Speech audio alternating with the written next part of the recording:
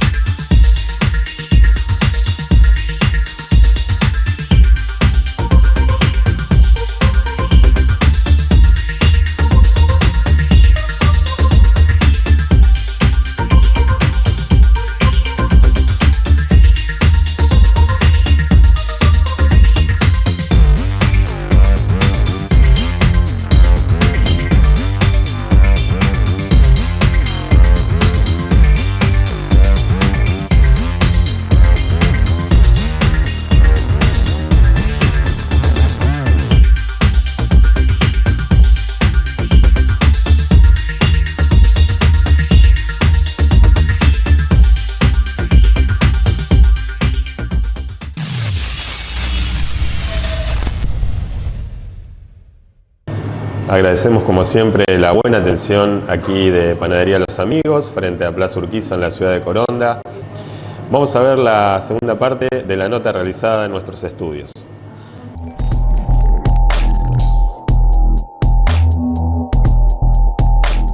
¿Cómo era la familia en ese momento? ¿Qué te decían? Porque me imagino también un riesgo, no es fácil subirse a un auto a esa velocidad. Mi mamá no me decía nada, pero lo sufría. Y yo era muy... O sea, eso se lo agradezco porque yo me dejó volar solo desde muy... aparte no eran los tiempos de ahora. Antes se salía, no teníamos celulares, íbamos 10, 15 días sin rumbo, Carlos Paz, a un lado con otros muchachos, y ni siquiera llamábamos un día a la familia a avisar, mira, estamos bien.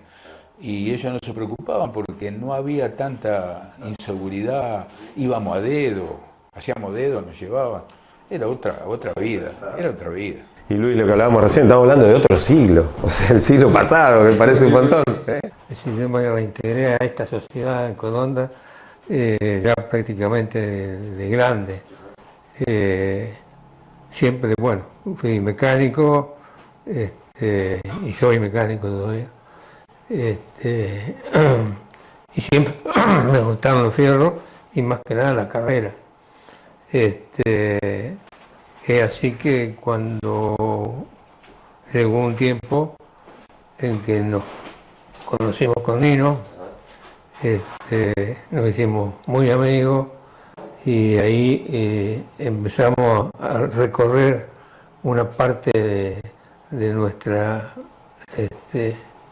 ganas de correr o de estar. Disfrutar de la pasión. Disfrutar un poco.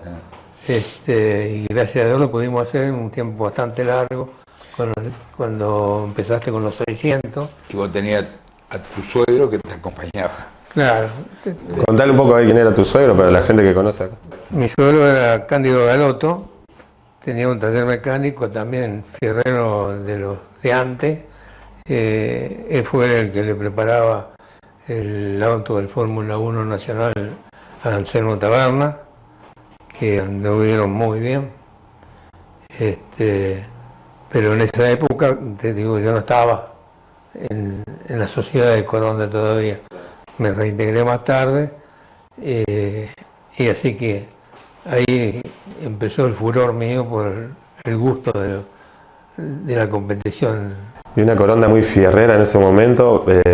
Trajiste material ahí en fotografías para ver bueno, los festejos de los campeonatos. Me contaban que se había formado una comisión. ¿Tenés una idea más o menos de eso? Sí, casualmente anoche estuvimos reunidos porque estamos con el tema papelería para conseguir la personería jurídica y teníamos un predio que nos habían ofrecido, que se lo estaban por devolver a la municipalidad, le fuimos a medir todo, pero no dan las medidas para poder hacer lo que nosotros teníamos proyectado.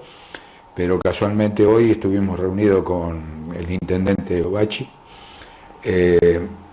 fuimos 4 de la comisión, y nos dio muchas posibilidades de poder hacer un semipermanente acá en la ciudad.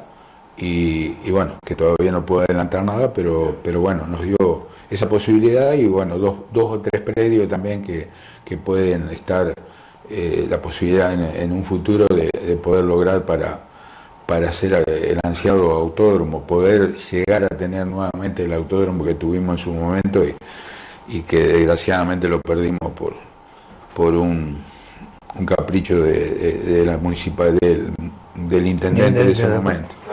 O sea, capricho. Le prometieron algo que después no se realizó y bueno, quedó ahí trunco. Sí. Cuando en ese momento los bomberos habían invertido muchísimo en ese predio y había un proyecto hermoso para seguirlo que si hoy estuviera estaría faltado.